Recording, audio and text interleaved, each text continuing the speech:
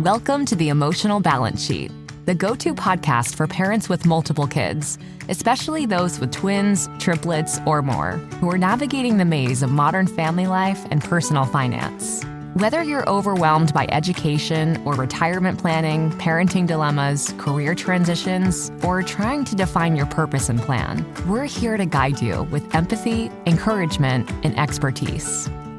Hosted by Paul Fenner, founder of Tama Capital, a certified financial planner and parent to 4 kids, including a set of triplets. Our podcast is your ally in the quest for financial peace of mind, proving that money matters, but family comes first.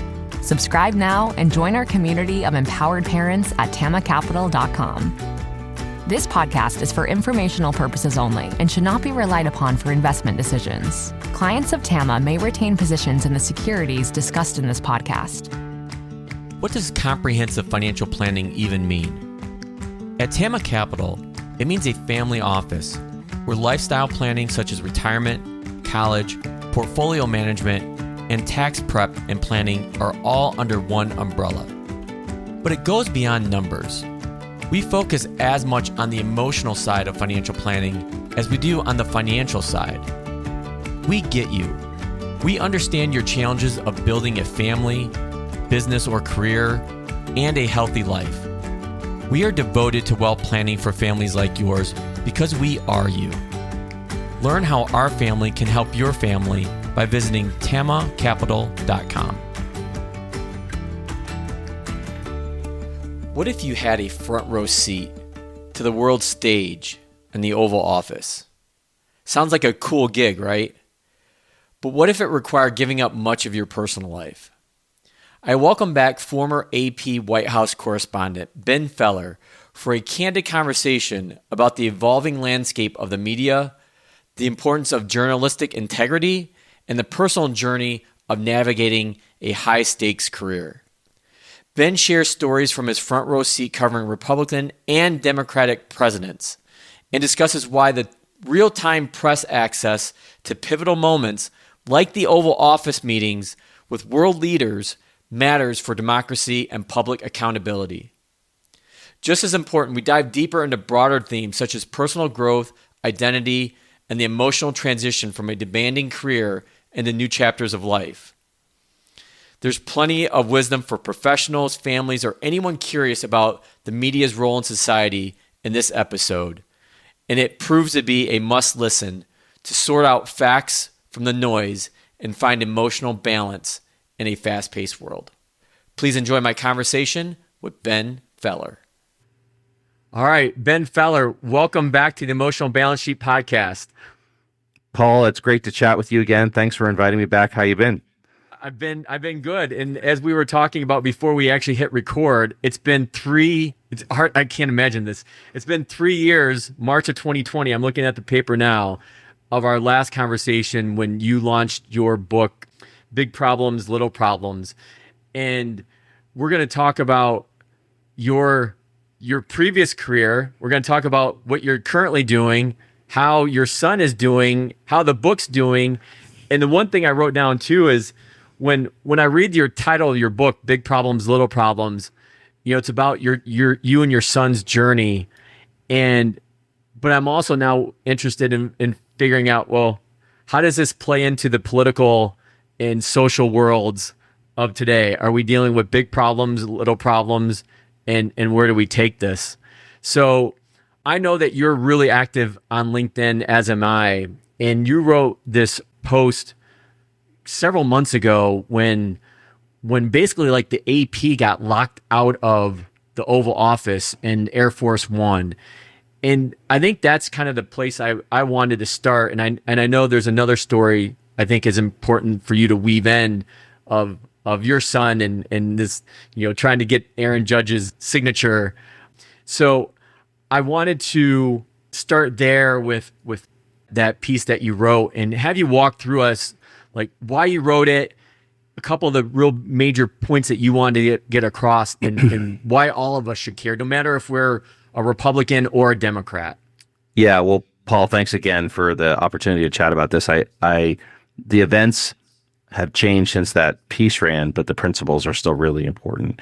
So just to give your listeners a little bit of context, in my former life as a journalist, I was the chief White House correspondent for the Associated Press, which is the news service that serves the whole world. And one of the main jobs that we have is covering Washington, D.C. for the world. And the AP White House correspondent sat in the front seat of the first row of the briefing room, front seat of history, went into the Oval Office when the press pool was allowed in, traveled with the president on Air Force One.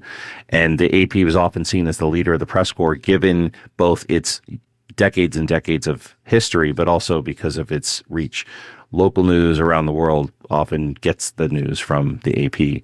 And President Trump, in his second term, has used his power to right a lot of wrongs in his view and go after law firms, universities, the press corps that he thinks has been unfair to him in the first term. And one of his actions was to ban the Associated Press from coming into the Oval Office and traveling with him on the plane. And the list just goes on and on of the places where AP was not allowed to go because the president had changed the name of the Gulf of Mexico to the Gulf of America. AP said, we will recognize that, that you've changed it for domestic audiences, but the Gulf of Mexico is an international body, and there's a lot of countries around the world, and we serve them all, and they still call it what it's been called for a very long time. So the really arcane point, the AP style book and how they refer to this body of water below Mexico, not the kind of thing that people voted Trump in to take care of. They're focused on the cost of eggs and immigration and, college tuition. But to the president, he says, hey, I've decided to call it that. And if you news service don't do what I say, we're going to restrict your access. And so that eventually went to court, and a judge ruled, look, you don't have to call on the AP first, which was tradition, but you can't tell a news organization what to say and what not to say as a condition for coverage. That violates the First Amendment. And, while all that was happening, the point of my piece was to say, this is not about a fight between while all that was happening, my point of the piece was to say, this is not about a fight between a news service and a president. It's much, much bigger than that. You have to understand what the fight is about is the ability for the press corps to freely and accurately cover the government. That's so important to people. You can't tell us what to say. I mean, that's so central to fair and accurate coverage, is to be able to hold truth to power. But also, why is it even important whether the AP or Bloomberg or Reuters is in the room? What does it matter? Well, it matters intensely whether you're in the room, because you get to see and feel what's actually happening so that you can tell the rest of the world. That's why there is a press corps. Okay, Ben, so you were saying we had a slight technical difficulty, but you were explaining going into the kind of the White House showdown between Zelensky and Trump, and why that was important to have the news outlets there. Yes. So why this story is so important to everyone is the AP and the other news agencies have access to the Oval Office. It's because you're able to see and feel what's actually happening and be able to report it in real time. So when President Trump and Vice President Vance had the Ukrainian President Zelensky in the Oval Office, and there was a real international meltdown in that scene, why did we know? We've never seen before. Why did we know? Yes, right. I mean, I covered some tense moments in the room, but never like that. And it affected the future of international relations. It affects the future of that war. But why did we even know about it? Because the press corps was in there. The press corps saw it and was able to report it out in real time. And so there was both a First Amendment principle of that in America, the president does not get to tell any news agency how to report the news, and also an access issue that this is not just a Washington fight about ego. This is about being able to report to the people about how the news affects them. So for all those reasons, I was just trying to, in my LinkedIn post, show people this has a broader implication to you. And, look, Washington, D.C. can take itself very seriously, and the White House press corps can take itself very seriously. And I get all that. I was inside it for a lot of years.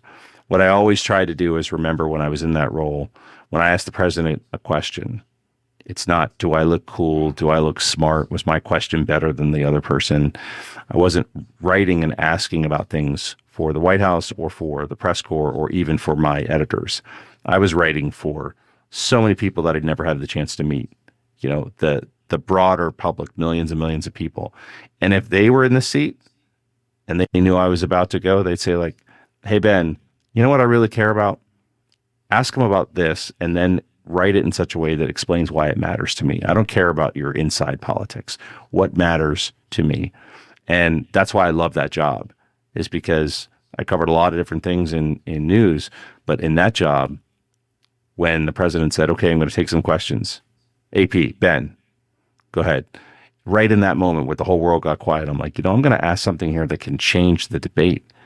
And I'm trying to advance the debate. And I'm thinking about, what do people care about?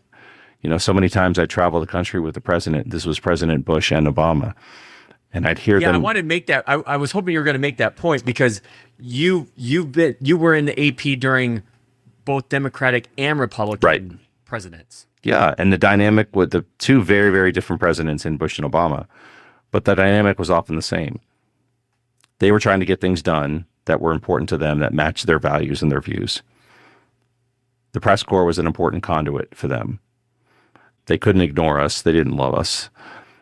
And so they used every opportunity where we had the power of the media, right, in all of our platforms to tell their story. So they were trying to go tell one story.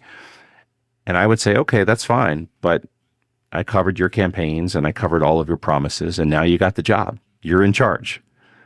And oftentimes the framing of my questions was, you said you were going to do this, but I saw what you just did. You changed course. You haven't gotten it done. You compromised, which might have been a really smart move for the country, but you said you would never compromise. So when you said you're going to do A, but you actually do B, how do you account for that? And I would always be thinking about, they need to be held accountable for the promises they made, because a lot of people who are listening voted for you, and I'm the one that's going to hold you accountable. That's how I saw the job. And so fortunately now the AP is back in the building. And these are not just, it's not just the institution I'm talking about. These are friends and colleagues who I really respect, and they've been keeping up the fight and doing it really well. So I'm proud and by the way, I said, look, the AP was here long before any of us were alive. The AP will be here after. But it's really even not about one news organization. It's about, we ought to have the respect of the free press to do its job. That's actually where I was going to go next, is, because I don't think we covered this during our first conversation years ago, but can you give us a little bit of history on like what the AP actually is, like how it got started? Because I don't think most people know that. They just, like, I'll just see like, a article or something about from the AP, but like, do people, I don't think most people actually know like what the AP is and like where it's at. Yeah. I mean, think about it. The history of the AP goes back well over a century. So, none of us were alive when this news organization started, which is important only insofar as to say it is part of American history. Mm-hmm. That's why the AP has the reputation it does, and by tradition has gotten the first question and been one of the organizations that is always traveling with the president. It's a news collective made up of members, newspapers and radio stations, television stations from around the country and the world. And so it's a news collective. And so when the AP writes a story, it's not for a paper in Des Moines, Iowa, or Sacramento, California, or some news outlets overseas. It's for the whole world, right? The AP is serving those news outlets, and they depend on the AP as an AP member, because most news organizations don't have the budget to have somebody covering Congress and the Supreme Court and the White House, right? They're counting on the AP to be the eyes and ears and voice. And so there's a great responsibility to always be right, to always be fair, to be first, and to honor the responsibility that when we're writing for all of these news organizations. And so when you see AP coverage, it's really saying, they are the international body representing all of these news organizations so that they can focus on what they do best, which is covering their region, their local news, their state news. Now, AP isn't the only one that does that. Reuters is another international wire service. Bloomberg is another news service. And of course, some of the big TV networks and newspapers have international reach.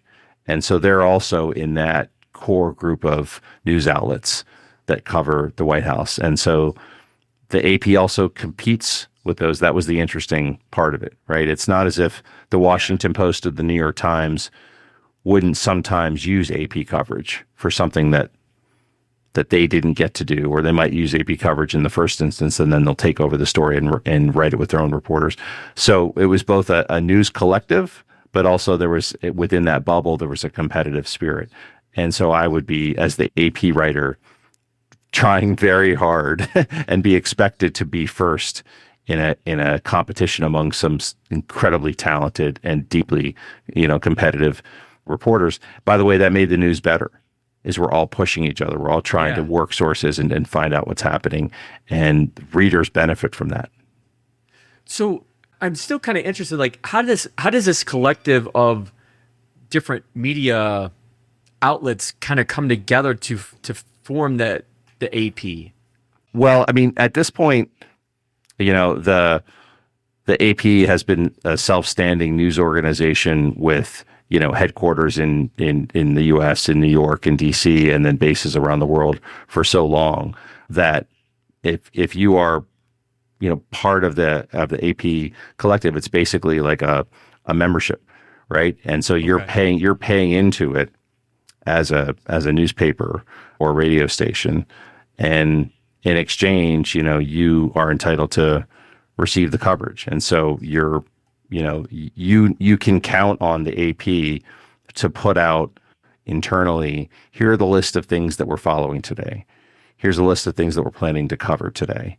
And so you, as an editor of your own newspaper, radio station, can know, all right, for our readers, the AP is going to provide us this coverage, right? We're part of that cooperative, and we're going to be able to get that coverage.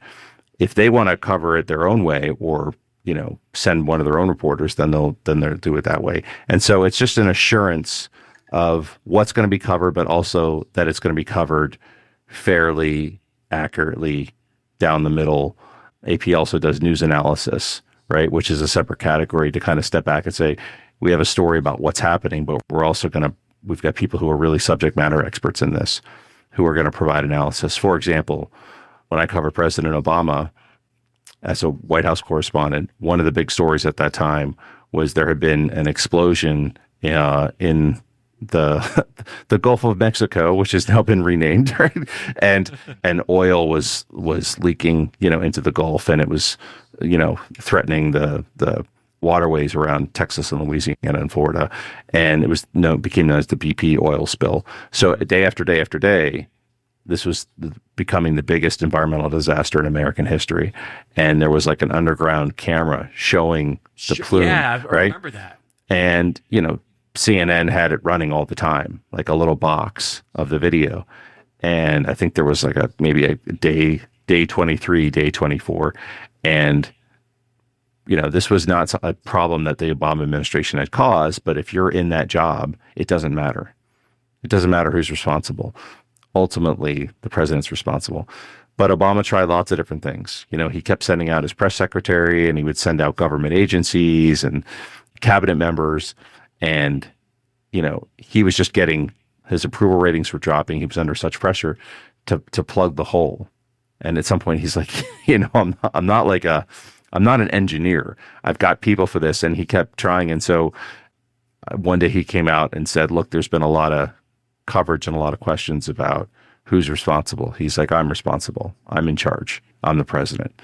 And here's what I'm planning to do about it now. And he put some new, I think like a Navy admiral in charge of like, don't do anything else other than plug that hole. And he told the story about how I think his daughter Sasha who was very young at the time, had said like, Daddy, is today the day you're going to plug the hole? Like, and so I wrote a story, an analysis, and said, look, on day 37, President Obama came out and did the only thing he had left to do, like take responsibility.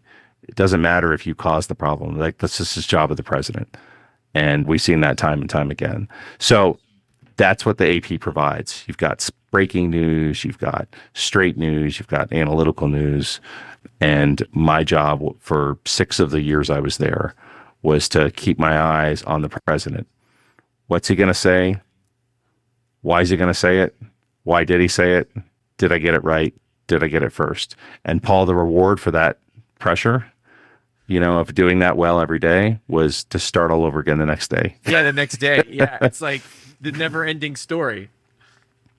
Absolutely. But so marvelous life experience, but also really all-consuming. As my boss said at the time, a guy I really cherish as a mentor in my life, but he's like, look, this is not a job. This is not a career. Like, you're the chief White House correspondent. This is your life. This is a lifestyle. And then eventually I decided I didn't want that lifestyle anymore. And I left, and he's like, some people think you're crazy, because it was like tantamount to, Willy Wonka winning the golden ticket and saying like, I'm going to give it back. I don't think people think I'm crazy. I think you think I'm crazy.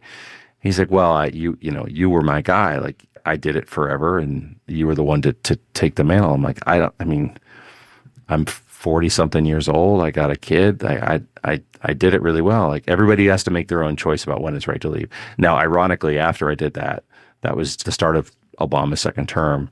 Then he's term limited out, and then Trump wins, and the world changed, and Trump called the press the enemy of the state, and so on and so on. So for me, I probably got out at the right time. Yeah, because I think most people would see that as like such a glamorous job. I don't know if that's the right term to use, but I'll just go with it. But they don't realize what it takes to sit in that seat day after day. And like you just mentioned, it's like you had a great day today, but you know what? It doesn't carry over to the next day. You have to start again. So the one thing I want to keep pushing on is, and I think I have this right in understanding what you're saying, and my limited knowledge of AP, and going back to our previous conversation, is the independent nature of that organization. So say another news outlet that's part of this collective can take what you provide from the AP, but then they can go and take it and spin it any way that they want in their coverage of how they see the world. Correct? Is that I understand the question. I don't think that's how it would play out. It's not like they would take our coverage and then put a spin on it. What they would do is, and what news organizations often do, is take an AP story, which is national in its scope, and then localize it. So, if there's a Gulf oil spill and we're covering that, and they're in one of the affected states, they're going to be doing their own reporting about what it's like, for local businesses. Yeah, like what the mayor's doing. Ground level. Yes, and so they'll have a story about that, and it'll say at the end, the Associated Press contributed to the story. Like, they're using national statistics. What the president is planning to fly in 2 days. They don't have that information, so they'll use an AP story to the degree that it rounds out the coverage. So that would be a more common example of a hybrid effect. I don't think they would take an AP story and say, like, we actually think, the president was pretty pissed off today, so we're going to inject some anger into the story, but keep the rest of it like that. If they're going to do that, they should just, not use the story or do their own thing, or, write their own analysis. Because where I was going with that is maybe you probably figured this out with my question, my line of question with that is like today, it seems like there's all this, everything's emotional. Everything's so freaking emotional. You have all these various news outlets, whether it's NBC, ABC, CBS, CNN. It's like they all have their own quote unquote agendas. And so it's like, well, where do you ever get, or Fox, like, where do you ever get, and I just threw out Fox, but then they're still going to like, what, Fair and Balanced? And it's like, where do people go for independent, unbiased information? And I think that's where a lot of people are struggling. And I think what's really interesting, and I'd like to kind of expand on this, is like, since you left the AP, the whole media landscape has changed. Like now you have, these influencers, podcasters, like non-traditional media that have probably play a much bigger role in getting out news, and whether that news is factual or not is a kind of like a whole nother issue or story. Yeah, it's gotten almost impossible to answer because the media landscape has changed so many times since I left, and there used to be understood standards of who is down the middle. Going back to the days of the original TV anchors and, Walter Cronkite, they were the most trusted people in America. Yeah, Edward R. Murrow, on radio and some of the major news outlets. And then it shifted to more of an understanding that, Fox had a particular leaning and MSNBC had a leaning, maybe more like CNN was down the middle, but then CNN became under attack, by Trump. And, so now you have much more of a right-left perception, even if it's not the reality. I think, having worked at the AP a long time, and a lot of my colleagues I competed with at places like the New York Times, they have an amazingly fervent belief in being independent and fair and down the middle. And so, and I think it's a very fair characterization of them. But each individual, Paul, gets to decide now. I get my news from so-and-so. I'm going to listen to NPR, or I'm specifically not going to listen to NPR. I'm going to follow my local news, or maybe even a particular writer within a newspaper, who I'm like, I trust this person, or I trust this writer, or I know that editor. And so it really comes down to individual choice. I think what a lot of people have done who find this absolutely maddening and overwhelming, like, I don't know how to trust anymore, I don't know what to do anymore, is they do a lot of reading. They have they pick up the Times and the Post, or they'll watch Fox or Newsmax, or they'll listen to a podcast that they particularly like, that they feel is pretty fair about listening to both sides. They might read a tip sheet from Politico in the morning and Axios at night. And the collective of that is like, I'm kind of seeing that Trump's having a good week or Trump's having a terrible week. Like, everybody's basically saying, Pete Hegseth's in trouble because the defense secretary shouldn't be releasing sensitive information in a group chat. Well, you're going to get Fox will cover that one way and MSNBC will cover another, but they're collectively, there's a pretty good sense of kind of what's happening and what's not. So that's one way that people get about it. But I don't think we live in a world anymore where you could say, like, okay, there's 20 magazines on a newsstand, and everybody knows that the fourth one on the right is the independent one down the middle. Like, you're just not going to find that anymore, that general consensus. And part of the reason why is that the presidents have, since the advent of the modern media, presidents have had problems with the media. They all have had, right? Mm-hmm. I mean, certainly from Nixon on up. But President Trump took it further and referred to the media as the enemy of the state, and singled out reporters, and would have people at his rallies turn around and sort of, create a tension between, them and the press, because it worked for him. And when you have people in that kind of position of power saying, like, don't believe anything, fake news, if an accurate story was unfavorable, just call it fake. You've had a concerted effort to diminish the value of independent media. Doesn't work on me because I've worked in those jobs a long time and I know how hard it is to be fair and accurate. But if you don't follow this closely and you're just like, yeah, I can't believe anything, you just sort of throw up your hands and you just kind of pick one. Or the worst part, Paul, is that some people just stop. They're like, I don't even watch the news anymore.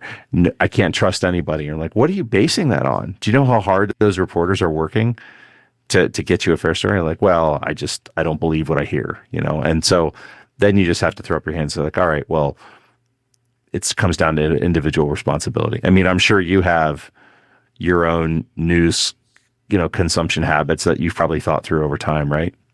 Yeah, I sure do. And that's that you're leading right into in the next subject I want to talk about, because one of the things since so we're recording this towards the end of April. earlier this month, the trade war or tariffs started.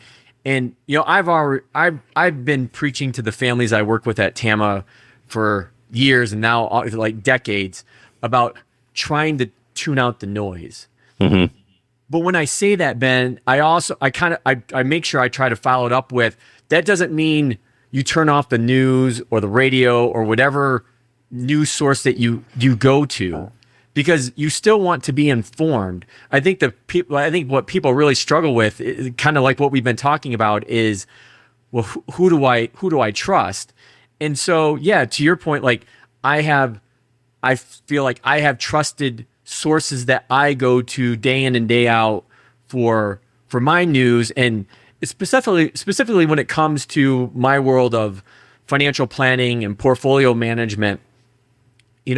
What I want my families to not have to worry about is what's going on with their portfolios because of what's going on in DC or overseas or wherever it may be, that they know that I have a firm grasp on what's going on and how it may impact their portfolios. But at the end of the day, my typical answer is, and just like this blip, I just call it that we've had here in April about these tariffs, will be just that. Because if you look at a long-term chart of the S&P 500, going back to when it was established in the early 50s till today, you see a line that goes from the bottom left to the upper right with some bumps along the way, and that's what this is.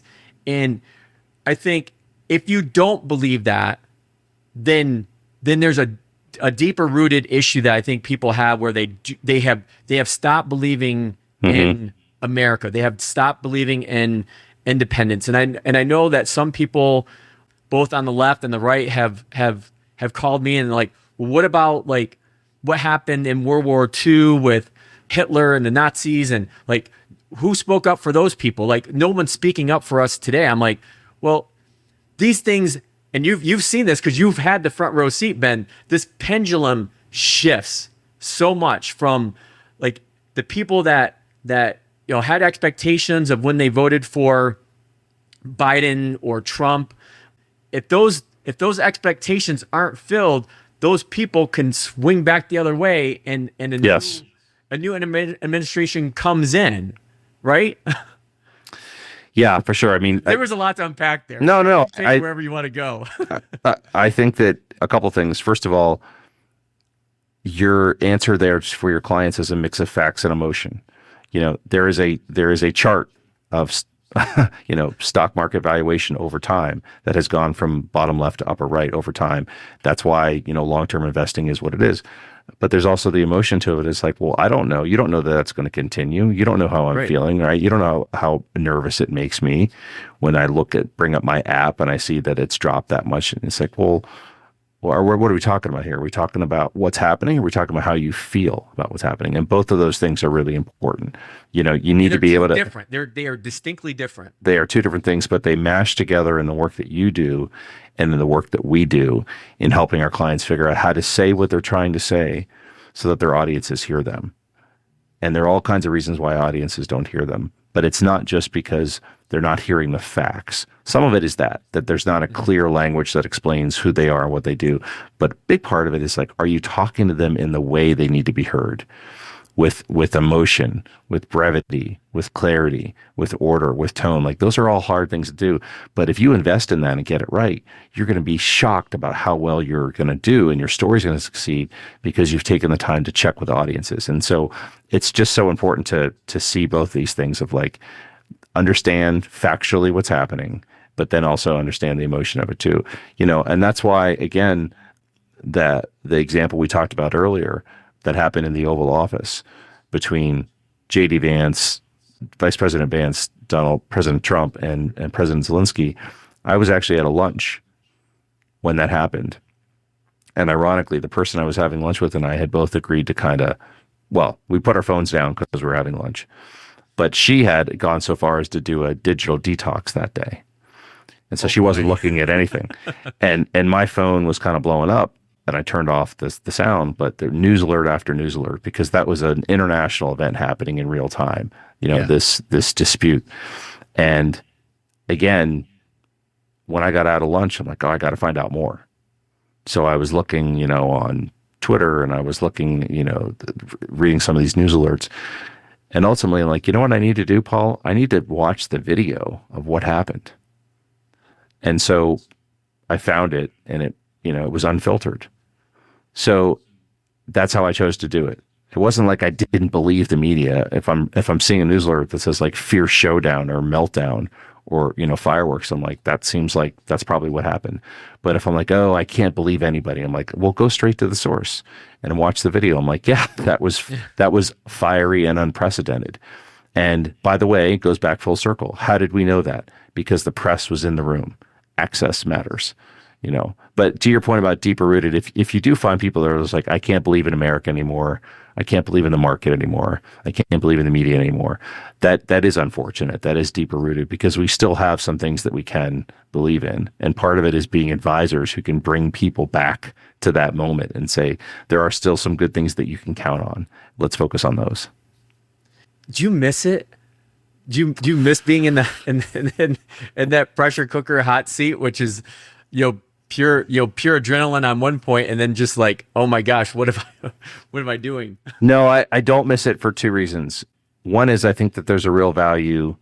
I've been around a while. I've been in the communications field for a long time. I think there's a real value in appreciating a chapter of your life, how it shaped you, what it meant for you, how it affects what energy you bring into the world. But chapters end. You don't always know when exactly the right time for a chapter is to end, or sometimes you don't have control over when your chapters end. But I've gotten much better about not trying to sort of stay in a previous chapter. And that White House period was just that. 2 administrations, 6 years, which covering the AP White House beat feels much longer than 6 years. Yeah, I can traveling the world. I've had a totally different chapter after that, which includes moving into business, becoming a strategic advisor, a partner at 2 firms, becoming a first-time author of a children's book about problem solving. That book was directly because of being a very present father, one I wouldn't have been if I had stayed in. So I don't miss it, because I think I've just reflect on life's chapters come and go, and you don't try to stay in the past. That's something I've tried hard to do. The other reason is that like, for me, it's, some people won't agree with this, but you've had me on your podcast, so I get to give you my opinion. In some ways, it's a younger person's job. Like it is just so consuming. At least it was as I remembered it. I mean, the last thing I ever covered was in 2012, and it was who President Obama was going to pick as the Secretary of State for the second term. It was either going to be John Kerry or Susan Rice. Ended up being Kerry, but that was the breathless story of the night, because the whole world, depended on who was going to get this cabinet position, in breathless Washington. And I chased it, and I was waiting a call back from a source, because I think ABC News was reporting something, and my editing desk was going crazy. We got to match it. We got to advance it. And I fell asleep with the phone on my chest, waiting for a call back. And that's how I woke up. Like that was like a weight, literal weight on my chest. I'm like, so someone says, oh, you don't miss it? Like the adrenaline and the parties and the plane. I'm like, that's all cool. That stuff was great. But like, that's not really what was, I was carrying that 24/7 weight around all the time. And I don't want to do that now. I got enough other things going on. So when people ask if they miss it, I understandably, they're saying like the mansion and the glamour and the TV coverage. But the real job was what I just described. And you got to love that. You got to love it to do it. And I did. And I was really good at it. But then at some point, the other things that are become more important in life. And that's where the scale tipped. And what I couldn't do, Paul, was kind of be like 80%, 83%. That's not me. I'm either in or I'm not. And I decided it was time to go. Yeah, because as I stare at the how do I want to describe this? The evil Empire place that's behind you on your wall. Yankee Stadium. I was wondering where you were going with that. You were calling that, but I'm a Boston guy, so. Well, why do you think it's taken me a few years to talk to you again? That's right. That's why you never call back. I think to put it in sports terms, because obviously, we're recording this specifically on April 24th, and the NFL draft is tonight. Mm-hmm. And people have this perception, I think, of how glamorous it is to be a sports player or a professional sports athlete. Mm-hmm. And I can't even, I grew up playing baseball, loved it. I can barely watch the sport today, but I can't imagine grinding through 162 games in a season. And then just even going back and thinking about what Cal Ripken did all those years, continuous game streak, like how people can see that from an outsider point of view as just like, oh my gosh, that's got to be the greatest job ever. But like when you're in the arena, like it's not all that glamorous. When I can't imagine it, because we talk about life transitions all the time on this podcast. This podcast will turn 5 years old, and I can't believe that. Congratulations! That's amazing. We still keep it going. With life transitions, I think if that's the one thing that's been a common theme over the last 5 years, and awareness of life transitions, that's been, I think, the key theme of this. And I can't imagine like how it's like an athlete when they retire, that's like part of them is missing, like what that life transition must have been like for you to go through, because on one hand, you probably missed some of that adrenaline, but on the other hand, it's like you probably had to teach yourself how to slow down and to be able to breathe again. Yeah. Well, so, when I think about your so well named emotional, balance sheet theme, I was definitely trying to find the balance at the time. And so the first year out from journalism, because it had been 20 years, was absolutely a transition. And it wasn't a matter of so much miss it or not miss it. It was more like, who am I? And somebody might listen to that and say, like, what are you talking about? Like, it was the job that you did, the profession you were in. It wasn't who you are. But I got into that at, age 20, 21, and I was on deadline nonstop for 20 years. And it took me from covering local parades and the start of bear hunting season in central Pennsylvania all the way up to, secret trips to Afghanistan with the president. I'd done the whole ride. And then when the music stops, you're like, whoa, it doesn't matter what my new business card says. I guess I'm now a strategic advisor. I'm a communications advisor. It took a while for me to recalibrate, who I was, because it wasn't just my job title. It was my identity. I'm a reporter. But I did the choice intentionally. I thought I did it thoughtfully. And I also am a bit of a risk taker. And I took a bet on myself that there's going to be a second chapter for me. And it worked. And so, but the tricky part about that is so I can answer with absolute confidence and clarity. And no, I don't miss it. It was a marvelous life experience. I don't want to go back. I'm glad I'm not there. But also, it's not like we're like, oh, well, then you figured it out. Like, no, that's not how life works. Like, you're always figuring it out. And this is where I think a lot of people get uncomfortable, because they want to hear that people have either made a good decision or a bad decision, or changed a bad decision into a good decision.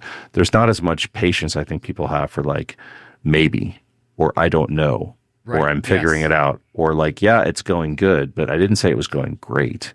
Like I'm in the pursuit of happiness and the pursuit of greatness. Like I wrote a piece years ago now, but there's a reason why they called it the pursuit of happiness, not the attainment of happiness. Is that some of us are just wired to constantly be saying, how do I find a happier place? How do I spend more time on the things that are the highest and best use to me? And so I've been outside the journalism world you're asking about now for 12 years. And so that's a long period of time.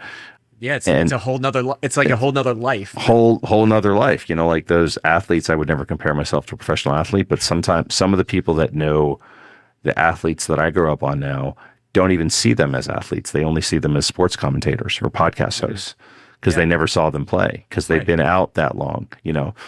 And so, and I can't believe there are people walking around who never saw Michael Jordan play. I'm like, who do you compare excellence to? Like, well, they're LeBron, or LeBron's next generation. So, I think that it's important to, I think, lean into this fact of like, no, we're always trying to find the right balance. And, one thing you and I were talking about offline is, how do you honor the progress that you've made along the way? If you are a driven person who has a lot of demands on his or her life, and you and I haven't talked in a few years, and I bet if I walked you through everything that I've done in the last 3 years, you'd probably say like, wow, I was talking to you right when you were about to start that job. Right. what progress? And I'm looking at it like, no. Here are all the things I haven't done yet. And so sometimes it takes an outside voice to kind of pull you back to your own balance sheet and say, you've actually got a lot more on the ledger than you realize. So that's the work that I'm always doing, is trying to be focused on the future, but also take a breath, to your point, and breathe in some of the things that I've done and have perspective, which is something I wrote about in my children's book, is perspective. It's so hard to keep perspective when you live in a very fast-paced world. There's just no time for it. Yeah, and specifically, and we've talked about this, or I've talked about this on the podcast numerous times over the years. What you're referring to is Dan Sullivan's book, The Gap and the Gain. And it really changed my perspective 3 or 4 years ago when I first read Dan's book and been following his work now for years. Is Dan's point is, if you're always looking to measure yourself at the horizon, it's never going to work. You're going to be what he calls in the gap, versus the gain. And I think this is what people really struggle with, is to be able to move forward, you have to actually be able to look back like where you started from and where you're at today, and live and be in that gain. Because if you're always looking at the horizon's never changing. It's constant. And if you're always trying to, reach that horizon, you're going to be sadly disappointed, because you can never reach the horizon, because it's always going to be, whatever analogy you want to use, a step or a hand Right in front of you, or arm's length in front. You can never reach out and grasp it.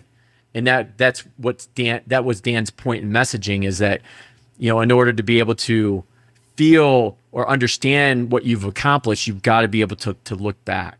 So when you read that, can I just ask you quickly, Yeah. has that helped you? Tremendously. Yeah. I think some people, probably not including my wife, Teresa, they've noticed a major difference in my mental makeup or mentality, I think, over the last couple years. And people have been asking me more and more often, like, what changed? And I think there's two things that have really made an impact on, maybe probably more than that, but two that I always kind of reference is this understanding. Because when I come into my office every day, it's like it's such a blessing, because of who I get to work with, the type of work that I do, the impact that I have on families' lives is so meaningful. And like, I didn't have that during my, talk about two different lives, like my corporate career life, where I was, in that world for 20, 25 years. I didn't have that feeling like I do today. But like, looking back, Tama will be 15 years old when my triplets turn 15 this December. And looking back at where I was starting this 15 years ago, I could have never imagined it would turn out the way it did. Like, I wrote it down on paper, like my expectations, and I've exceeded all those expectations. So it's Brian Portnoy is big on this. I've had him on the show before. He's a good friend of mine, talking about funded contentment and helping define like what enough is. And my other, I'll call him a friend, but Morgan Housel, prolific writer, always talks about this concept of enough and the goalpost moving. So I'm always cognizant of that.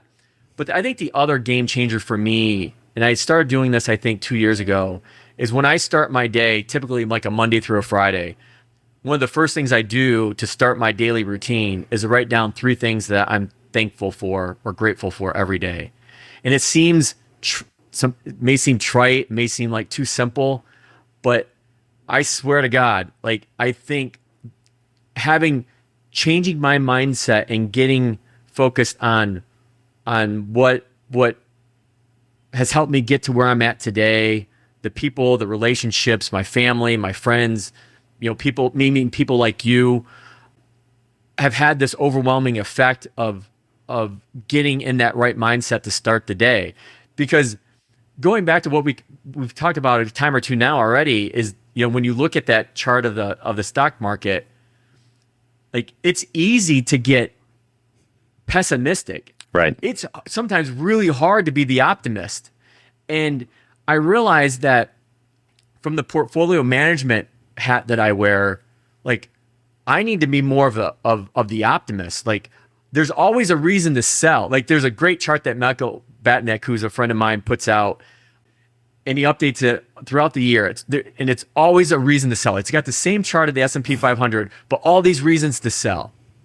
What's the reason to buy? There's no chart that has that except, when it's just going up to the right. So I think that was a long-winded answer to your question, which great, I really though. appreciate that. No, I appreciate it. I'm sure the people listening appreciate it too, because it's an invisible problem, I think. Yeah. To be able to appreciate what you have, still be driven, have perspective, not get too focused on the horizon that the morning gratefulness. I've heard routines like that before. It's just all good to hear. So I know I don't have you for much longer. How would you leave our conversation? Like what one or two points would you want the people listening to understand about where we're at from the landscape of probably media, but maybe more so the point that you mentioned earlier about being able to find your own source of truth and have that sense of awareness that not everything is wrong in the world. Yeah, well, I'll answer that final point with a question for you first, which is there's a piece of artwork behind you, and I can only see part of it. And it says things you can control. It's a Venn diagram. What's in the other circle? So yeah, that's by Carl Richards, who's a good friend of mine. He wrote for the New York Times a column like for 10 years, a sketch guy. And it's things that matter, things that you can control. Yeah. And then in the middle where it's shaded, actually, I'll move my camera over a little bit so I think the audience can see it. What you should focus on. And that is something that when people that I work with at TAMA, when the families see their one-page wealth management plan, that's on the very top. And that's what I try to focus on. And I try to have the same conversations with my kids about this, about, what you can control and what you can't control and what you should be focused on. And it's the same way with the TAMA families.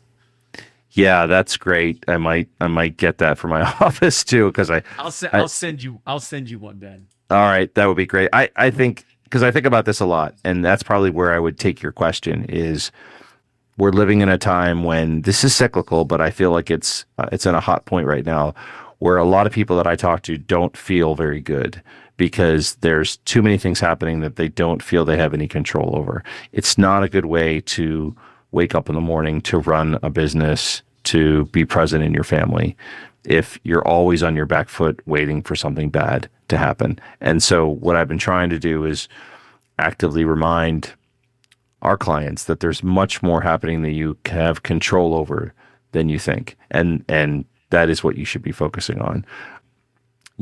For example, we have some clients that are deeply invested in the importance of diversity in the workplace, and DEI, diversity, equity, and inclusion has, been banned by the federal government in the federal workforce, and they're coming after companies that and universities that still commit to it.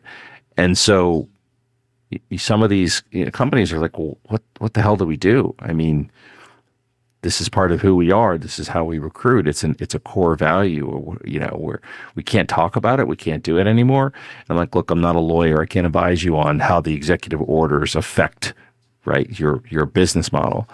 But you still have control over when you wake up in the day. Who are you? Who are you as a company? What do you do? How is it different? And why should people care?